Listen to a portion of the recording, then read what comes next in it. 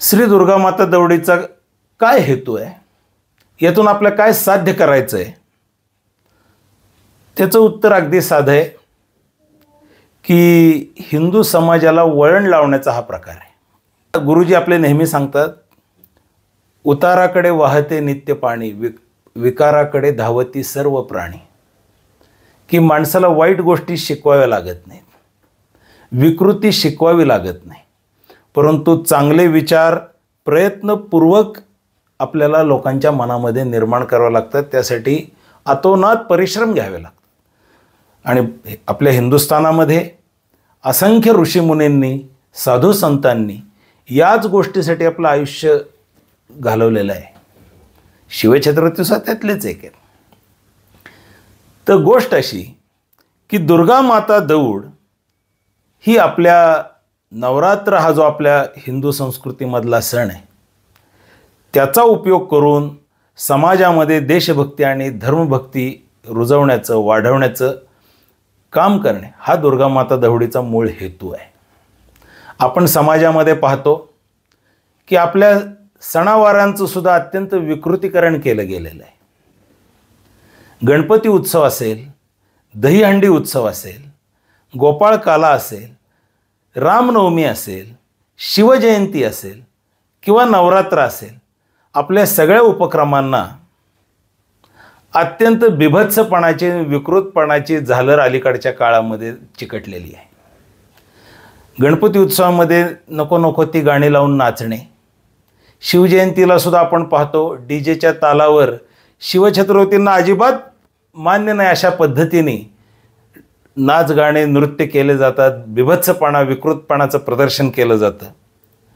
ते आपल्याला अजिबात न मानवणार आहे, न पटणार आहे.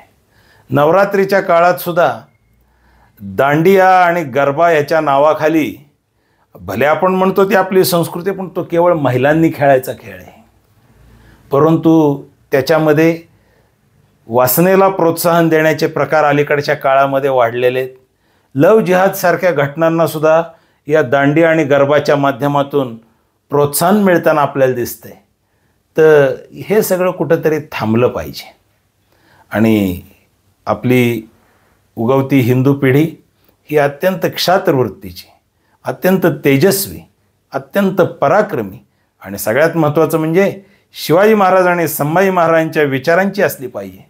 यासाठी आपण दुर्गा माता दौड हा स्फूर्ती प्रेरणादायक उपक्रम गावोगाव साजरा करत असतो. हे जे नवरात्र आहे ते राष्ट्रीय नवरात्र आहे.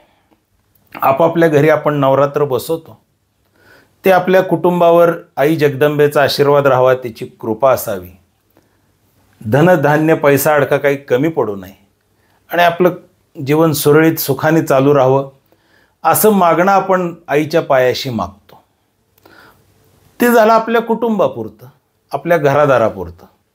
परंतु शिवछत्रपतींसारखा मनुष्य सगळ्या देशालाच आपलं कुटुंब मानत होता. जिजामातेसारखी माऊली सगळ्या देशालाच आपलं घर मानत होती.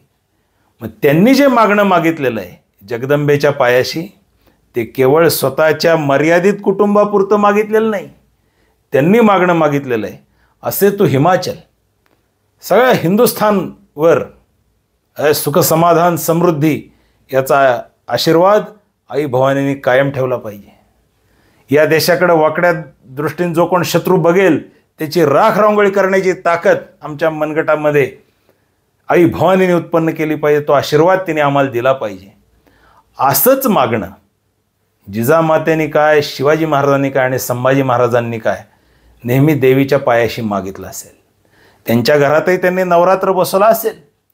रायगडावर शिरकाई देवी आहे, शिवनेरीवर शिवाई देवी आहे, तिथं आजही नवरात्र बसतं. परंतु शिवछत्रपतींच्या काळात ज्यावेळी तिथं नवरात्र बसलं असेल आणि शिवाजी महाराज शिवाई देवीच्या किंवा शिरकाई देवीच्या दर्शनाला गेले असतील तर त्यांनी स्वतःपुरतं संकुचित मागणं कधी मागितलं नसेल. त्यांनी देशादेवा धर्माच्या कोट कल्याणाचंच मागणं आणि आशीर्वाद आई भवानीकडे मागितला असेल. तो मागण्याची पद्धत स्वतःच्या पलीकडे जाऊन देवाला मागितलं पाहिजे. स्वतःपुरतं न मागता हा स्वार्थी विचार टाकून देऊन देशाचा विचार करण्याची सवय समाजाला लागावी यासाठी दुर्गामाता दौड हा उपक्रम आहे.